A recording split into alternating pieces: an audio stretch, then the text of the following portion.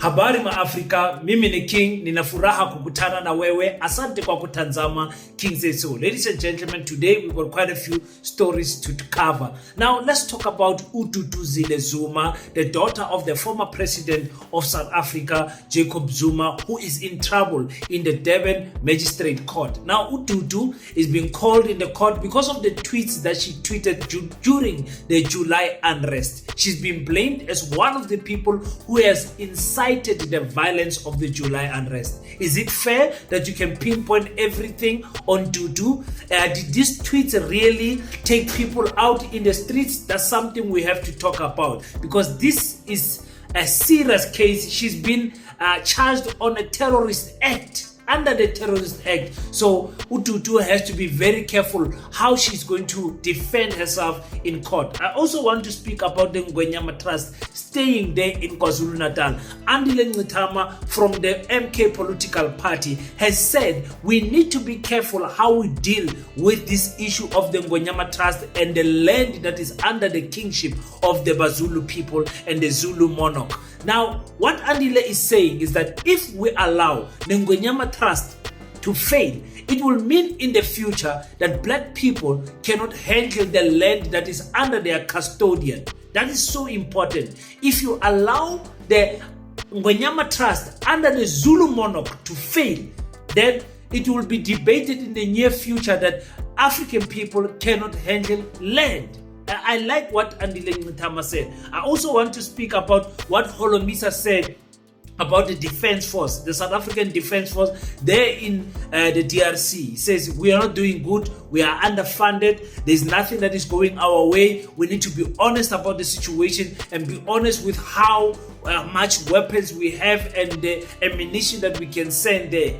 It's a dire situation, ladies and gentlemen, in the DRC. I will close this video with Vuyani, who the EFF has donated some laptops to a school. Now, what is important with what Pambo has said is the vandalism that is happening in schools. You know, schools getting broken in, people stealing equipment from schools and everything. He's covering exactly that. I like what the EFF is currently doing. Let's talk about that and much more. Welcome to King Said So, Africa's one land, one language, one currency, one army on King Said So. Africans can unite.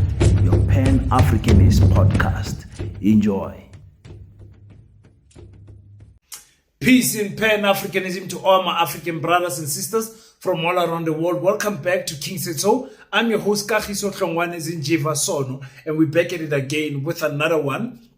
And this time around, we're talking about quite a few topics, ladies and gentlemen. Excuse me as I dive deep in them. But before I do that, let me thank each and every one of you who has donated to the Pan-African School. For those who don't know, each and every month we ask people to donate a seed of 50 Rand to the school. And so many people has honored that donation plea to say, guys, donate a 50 Rand seed to the Pan-African School of Economics, Technology and Agriculture so we can build this school for the next generation. We really appreciate what you guys are doing. From the 1st of February, we'll be going on the pellet seed. Now, what is the pellet seed? The pellet is a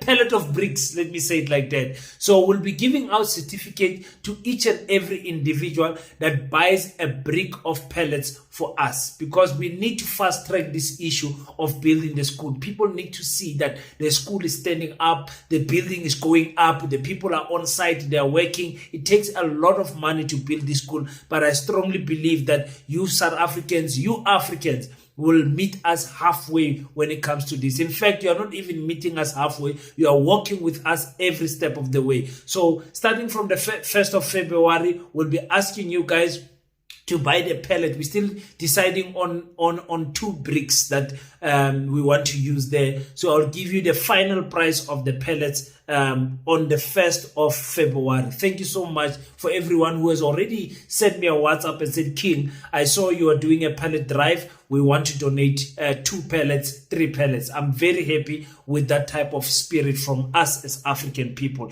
And you guys know that we are having a gala dinner on the 2nd of May and another event on the 3rd of May that I'll be talking about much more in February. But the gala dinner is for fundraising for the school so that we can build the school in the speed of light. Ladies and gentlemen, we don't want this project of Paseta to be 10 years. We don't want it. We have to try by all means to donate to this project so that the school can stand up and we can see our children getting in a school of a different kind. So we'll speak about that. Those who want to book their tickets, please go to www.paseta.co.za. It is our website of the school. That is where you'll be able to purchase a ticket. Thank you so much, ladies and gentlemen. Now let's go to Duduzile Zuma. It's very difficult now where we find ourselves trying to find an scapegoat for blaming for the July unrest. You know, for me, the government is the one that is to be blamed, to be honest with you guys. The government could have dealt with this issue of Jacob Zuma better than how they dealt with it. The warnings were there. People like Julius Malema and other politicians stood up and said, don't arrest this man. You're going to spark an unrest. So it was known. And our intelligence of our country was caught napping. They were found sleeping on the job, and that's why they were not ready for the type of unrest that came out. The unrest also, if we are to be honest, it is socio-economic problems that we have in our township, poverty, unemployment, and everything. And other people saw the opportunity to go to the shops and vandalize and steal. You were seeing people steal food. When you see people steal food, then you understand that this problem is bigger than what we initially thought. You know, it's not just about Jacob Zuma. It's a South African problem where problems that was to solve because of the legacy of the apartheid was swept underneath the carpet and never addressed. And slowly and but surely they are coming out in our community. But Ututu, it's not a person that is not going to hear that, because she's going to be in court at the Durban Magistrate Court where she will have to answer for the tweets that she did. I think Ungize Mkunu was also in court. Many people went to court because of this thing, but those cases fell off because not enough evidence was found to say that these people are the one who sparked the July unrest. But Ututu's case is a little bit different. There's tweets that show her, show an account, and let me say allegedly her account that is motivating this July unrest. Because it was her father, she was tweeting and saying things. Apparently, allegedly, it is her tweet account, and she was saying all of these things, looking like she's motivating people to go in the streets. So with that being said, how is the court going to treat that? Are they going to see this as a direction to say that these people must go out in the streets? You know, there's so many things. Like I said, with the MK political party, the MK political party is up until 2029. They're going to spend time where they lose good leaders because of cases that are going to arise, like this one. They're going to lose members because of in-house fighting. They go, you know, there's another issue of Jacob Zuma's health, how it's going to carry up until 2029. All of those things, the Secretary General being challenged, Natin Tleko, will it still be there? Or, you know, about Alimpofu, all of this mixture that is happening in the MK political party, it's either going to be a storm that is going to make the MK political party much stronger, or it's going to weaken and break the MK political party. Now, Ututu is someone, when it comes to politics, we can say is learning on the job. She's not a seasonal politician. You understand? And I think by that time, when she was making those tweets, it was emotional. And I'm just saying allegedly because I'm not sure if that was a tweet account and everything. It looks like it is. It looks like it is. So don't take me to court for saying that. I'm just saying. I'm just saying. So it's a serious case. It's a terrorist act because it really unbalanced our country and cost our country billions of rands because of that July unrest. I think it went for like 3 weeks, or if not a month or something like that. It was crazy, and it was spilling out to other provinces. And that's where we saw really that this thing is no longer a Zuma thing. When it started happening in Gauteng, we're like, no, but this can't be a Zuma thing. Really, our community, they are crying out. They are crying out, and they are taking this opportunity of the July unrest to voice out their frustrations about the economic situation in our land. You guys tell me on the comment section, because Untiki Mazwai, my sister, said, listen, these people, nobody's talking about the killings of Phoenix. I remember the documentary, I think it was ENCA that did the documentary of the survivors, of the people who survived the killings at Phoenix. Nothing happened there with those Indian security guards that were killing people, the Indian people killing every African person they meet in the street, just shooting at cars and everything. This is what was happening at Phoenix. And like I said, man, it goes back to that issue ukuthi thina abantu abamnyama yini esikwatisayo kahle kahle. Yini esikwatisayo. Looks like the only thing that can anger South Africans is Nigeria. The only thing that can anger South African properly is Zimbabweans. The rest does not anger South Africa. The way our people were unalived in Phoenix. I mean, the whole thing of the July unrest recorded, we don't even know if it's an accurate number of 354 people recorded. We don't know if it's more. Now, you want to take this whole thing and blame it on Dudu? Really? We can say maybe she played a part, and that is enough in court to sentence her. Just that little part. Because you must remember, any mistake that you make, they're going to try to get at you because they want to get at your father. And let's be honest, that is how it's happening there in the courts. They try to get to their daughter so that they can get to the father, destabilize the whole thing. That is what they are trying to do there. But we will see what is going to happen, ladies and gentlemen. I can't say much. Let me get to the issue of the Ngonyama Trust. Andile Ngitama explains this thing as it is being debated in one of the portfolio committees there in Parliament, and this is what he said. Chair, it is true that it is a bit concerning that we are unable to interface with ISILO and other related role players. However, it might be important for us as a committee to take proactive steps by firstly understanding the source of this problem. It is clear that there's a tension in terms of the law that says the land belongs to the king, but he has no administrative or executive powers to appoint his own board. That is the source of the tension. That is the crux of the matter. So we need to be proactive in resolving that particular problem so that there can be order brought in the affairs of the Ingonyama Trust. Now, the challenge is that the legislation that deals with the powers of the Ingonyama Trust Board is a provincial one. It belongs to KwaZulu-Natal legislature. Of course, then there is the Management Act, the PFMA, which is of national competence. That might give us some kind of a leeway in terms of aligning these legislations. But it seems to me that's where we should go.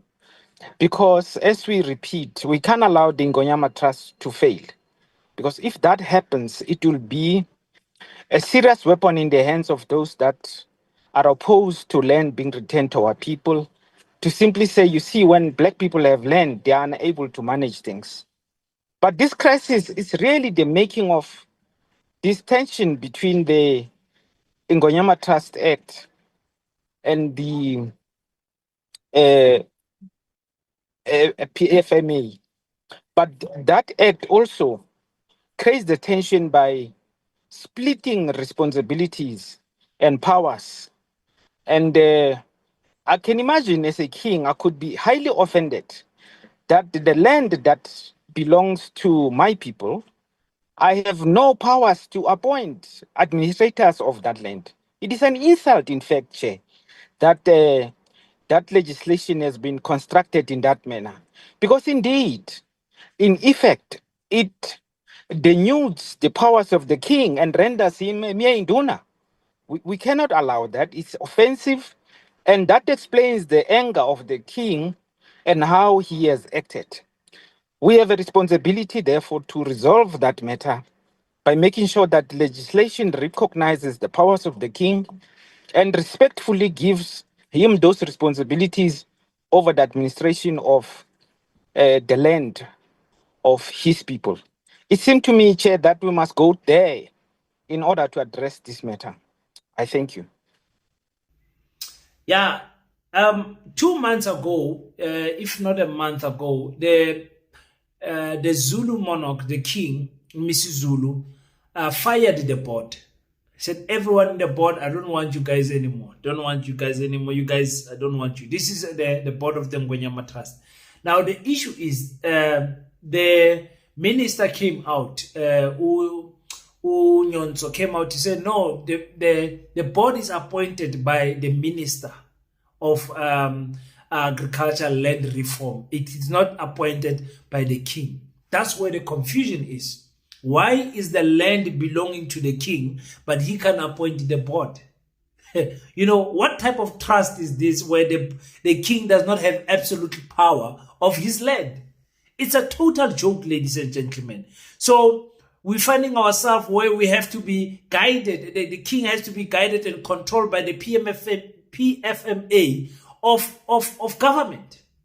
That is what is happening here. So now the PFMA will now decide who these board members are, and these board members can turn against the king and do whatever they want. And this is what they've been doing. The king says left, they say right, because they've got the majority.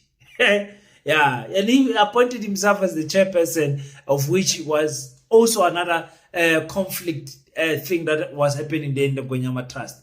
But what I want to talk about is us as African people failing in front of the face of our enemy. And Andile Ngwenya is addressing that. He says, we cannot allow the Ngwenya Trust to fail, ladies and gentlemen.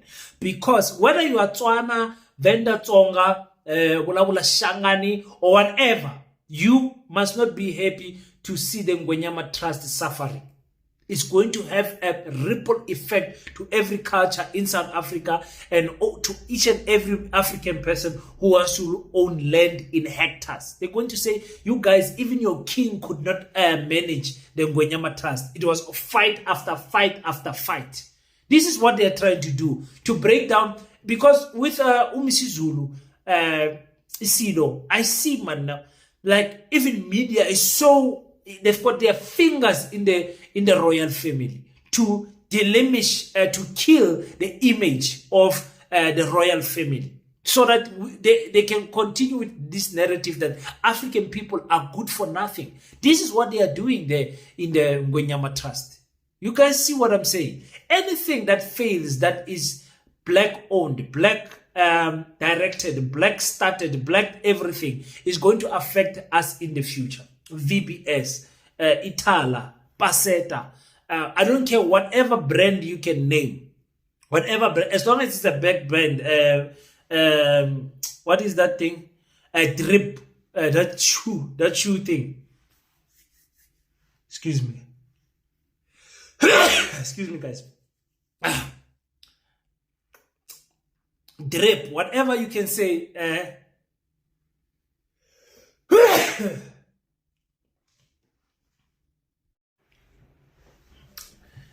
Drip, whatever black brand, black owned brand fails for whatever reason, it will always be made a case study to say, look at African people when they own things 100%.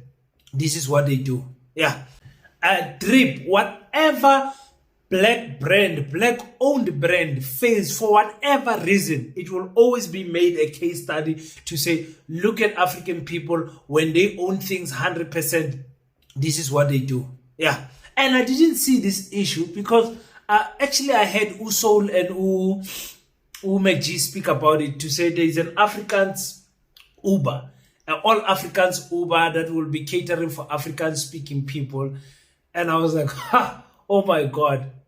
Another spit in the South African Rainbow Nation face to say, no, we are doing something, a product, but this product is only for African speaking people. And I told you guys, Tina, we South Africans, we are so tolerant and we tolerate everything. And we're tolerating even this one. I don't know, but Faith. Let's speak about what the Deputy Minister of Defense Force, Uhuru Misa, had to say about the situation of the status of the South African Defense Force. It's sad, ladies and gentlemen. It's sad. We are not ready for anything when it comes to war in South Africa. Stop fooling yourself, thinking South Africa is one of the best armies in Africa. Best armies against who? Uhulama rebel. Best armies against who? Who did you test yourself in against?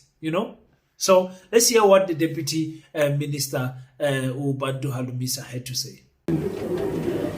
We must all remember that the signals that the SANDF is struggling have been issued in the last 10 or 15 years.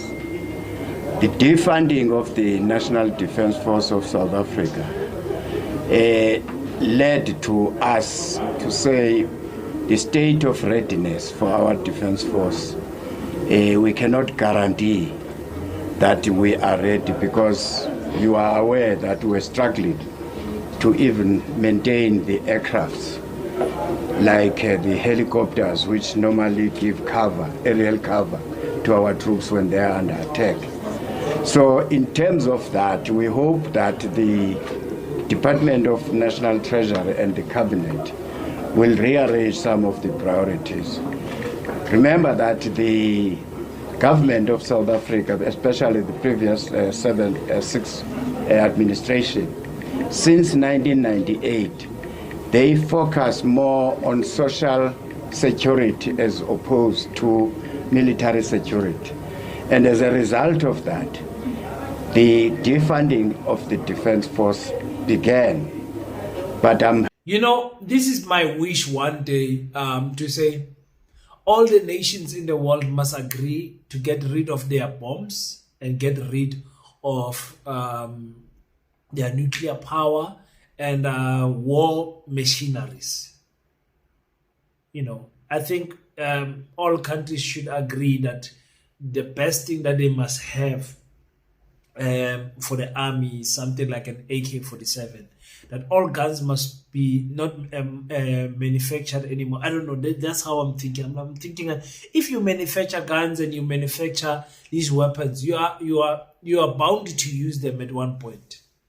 Just like the Zimbabwe no gun policy where citizens are not allowed to have guns. That type of thing, like in the world, I don't know, I'm just thinking out loud. But let me come back to reality. The South African Defense Force is an embarrassment. From day one, when these people took our brothers and sisters to the Congo, we said, you guys are not ready. We are not ready for war. When I speak to soldiers, they say, Emma, we're going there because of the amount of money you get paid when you go to war. A peacekeeping mission. It's sad. It's very sad. It's very sad. And yesterday I did play you guys that video that explained actually what is happening there in the DRC. We are fighting the wrong people. And we are fighting people like in Gaza, in Goma, in Gaza, people that are prepared to die for their land. We are fighting the wrong fight. When Tito Mboweni started cutting the budget of the defense force, then I was like, what is going on here? Kotongwana did the same. I was like, what is going on? Why are these guys cutting the budget of the defense force? When there was an article one day that was saying the Navy does not have it does not the what do you call the ones that fly, They said they did not have enough fuel for the jets to test the jets. Like they are grounded, they've not been flying for months because they don't have the fuel jet. I'm like, hey man, jet fuel, I mean. You see, I was very shocked. You are not buying enough bullets, you are not buying, even the police, even our police. Our police go to the gun range something like once in 6 months to go and shoot at a steel target. Some security companies do even more drills than our police. You ask yourself, are we really safe in South Africa? Are we really safe? And I've always told South Africans, I said, don't think it's going to be all green and nice and South Africa is the Dubai of Africa forever.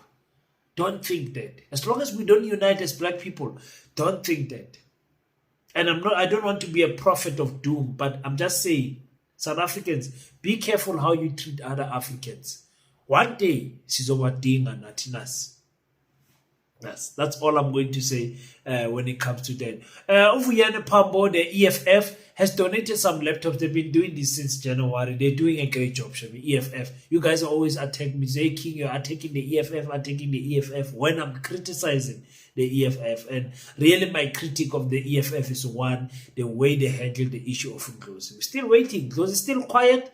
No media outlet has gotten hold of him. No podcast. I mean, I don't have his number of email, so I can't say I tried to reach out. I don't. In fact, I don't have aspirations for that. But I'm just saying, Nglozi is still quiet. I don't know. But Vuyani Pambo, they're doing a great job, and he talked about. Schools getting vandalized, because when they go to these schools, they see, conditions that are crazy, and they ask around, but who broke the gate? Who broke these doors? No, people are come here, they vandalize. It's sad what we are doing to our own infrastructure as the community. And then we also ask Uti, the community, must continue to be involved, because the protection of the school mainly is the community. I think it was in Tanzania where we were driving with the deputy president of the EFF.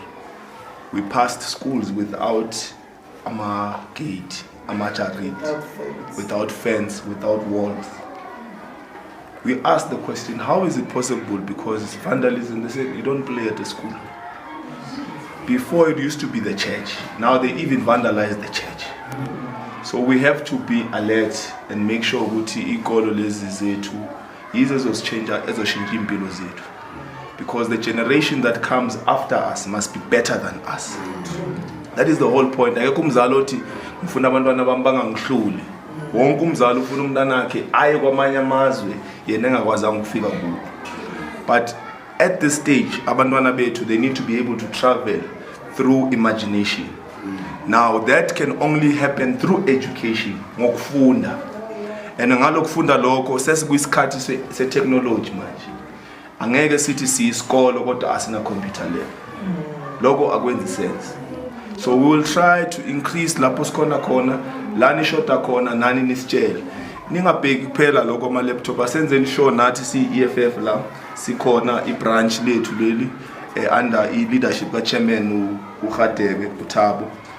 Angahlale every week ezazo-check ukuthi isikole sase-right. La ingadi utshani ngathi buyakhula, benze sure ukuthi bakhathe utshani. Bangameli uprincipal azabafonele. I-class ne-class, akungabi ne-class eliphuke iwindow. Principal ngiyaphinda futhi ngiyacela kungabi nomntwana ozoza esikoleni ngesicathulo esinembobo, because that will destroy confidence yomntwana. Abantwana bazogwarana ngalokho. Then umntwana ubuzibuza ukuthi umntwana bekehlakaniphe kangaka ezesikolweni akasafuna isikolo, because majority yalabantwana abahlakaniphile is not abenza crime manje, is not ukuthi abahlakaniphanga. Kunezinto abazi-encountile nabo ezibenze ukuthi basabe isikolo bangafuni ukuya esikolweni. So we must look into i-background yabo. Abadinga icathulo njengoba sivumelene ziyeza zona, but I want specific numbers so that we know ukuthi nazi icathulo. Ezinye zingasala sihlale lapha, icathulo zabantwana ziyaphela, ziyabashiya. Zizohlala kuwe wenze sure ukuthi you give them to them. Abantwana i-uniform bangabi nembobo. Let's just monitor that as teachers, because that is where their confidence is going to be defeated. So, njengoba sila si-EFF sithi economic freedom fighters, silela umnotho iqala la, silela ilizwe lethu. So ingane zethu by the time sithatha iSouth Africa, bona bazobe bangekho equipped, sizokumele futhi yoqasha belungu abantwana bethu bekhona. So it's important ukuthi sibanakekele, senze ngako konke esinako ukuthi siba motivate. Nani, give our children a smile, as I've seen you always give them a smile, so that they feel at home here. Let's make sure ukuthi siyabambisana. Sibonga ukuthi nisinikeze ithuba lokuthi sikwazi ukusiza, because sometimes uthola ukuthi attitude yama teachers, ama principals is very dismissive, you know, kunakusebenzisana. And we always say asisebenzeli wena, senzeli wena, senzela ifuture yabantwana abamnyama kule ncindezelo esibonayo. Because as you can see, if we continue like this, majority of these houses won't be different from lezindlu esizibona eJoburg la kugcwele khona abantu ababhema ama-drugs. This is what is happening now emakhaya wethu.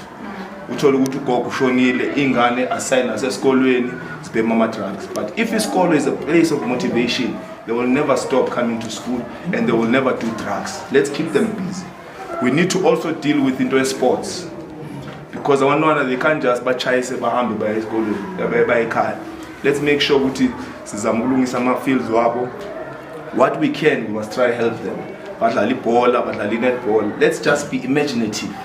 Last khona ukusiza sizofaka isandla. Asisebenzisaneni. The school must look like any other school, a private school. Attitude yethu makhulunywe ekuthuleni primary school ukuthi lesa sikolo ayikho into ongekuyithola. Noma umntana athi bamfaka eTaxini athi uye esikolweni eSentini, abone ukuthi mara ilento engiyoyifuna eSentini nansi khona la. Ngiyabezwa bayakhuluma nesingisi, bangakhuluma isingisi sodwa nesintu lesethu bangasiluzi, because manje abantwana abaningi abaya kuma private school sebanenkinga eyi-1 manje, abasakwazi ukukhuluma isintu.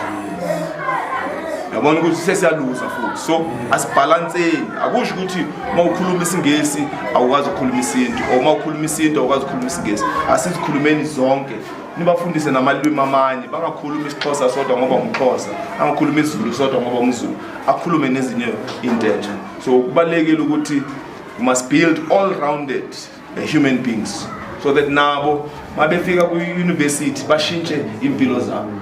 So ngokusho kanjalo ke siyabonga.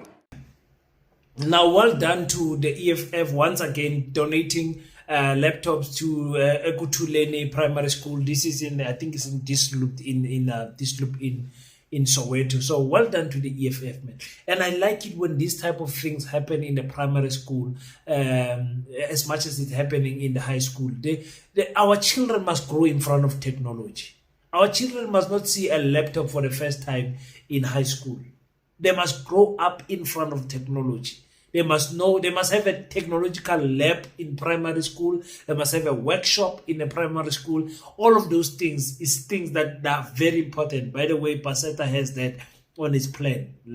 Laboratory and a workshop where children can just go in there and play around and be creative, and their minds can just, go wherever it wants to go, and they create something that is crazy. So it's very important for children to do that. But I want to talk about what he said, that he went to I think it was in Kenya, where a school did not have a fence, and the people said, no, we don't have a fence because nobody plays at the school, nobody vandalizes the school, and there's that high moral fabric in the community. Hey, South Africa, no fence, no gate. How? Usenjeni, you can't take that risk in South Africa. And what I wanted to say actually is that vandalizing and breaking out of our infrastructure is something that must be taught at school. It must be a module that puts our children in a different mindset as us, Tina. When we are angry at a mayor or a municipal manager, then we break the library, we burn the library. It's because we were not taught better. The other pastor, my youth pastor, long time ago when I was still at the church called the CRC's, Christian Revival Church, used to say, Don't expect what you don't inspect. So if you don't teach these children how to handle conflict in a community setup, don't expect them to act any different from what they are seeing on social media and what they grew up seeing, people banning things. Very sad. Speak about this thing. Speak about gender-based violence. It must not be a guest speaker, someone coming, hello, my name is whatever. I used to beat up my wife and I stopped. I went to prison. Or hello, I'm a gender-based violence survivor. No. Make it a subject. No, not a subject. Make it a module in a subject. Put it in there and teach these children that these things are wrong. These things are wrong, so that they grow up in a group knowing. So once they start learning and hearing that every time, grade 1, grade 2, grade 3, grade 4, grade 5, grade 6, up until grade 7, when they are in varsity and somebody says, let us fight the varsity, let's ban the gates. One of them will say, no. That is not a way to express yourself. If you want to express yourself, you want to express your anger, direct it properly. You can't ban the infrastructure of the university or anything like that. I don't know, maybe I see things different, but I think when you teach people, in poetry we say repetition is the master of all perfection. If you repeat it properly, children will hear it. Children will hear it eventually. So yes, that's that's my submission for today, ladies and gentlemen. You guys tell me what you think about Ututu. Is she going to survive there in court, or are they going to drag her in court up until 2029 or 2027 elections? We don't know what is going to happen. Let's just wait and see. Let's just wait and see. I'm very interested in that. Thank you so much, guys, for tuning in today. Until we meet again, don't forget to pray. But after you pray, stand up, African child. Do your best so that God can do the rest. Peace in Pan Africanism. I salute you.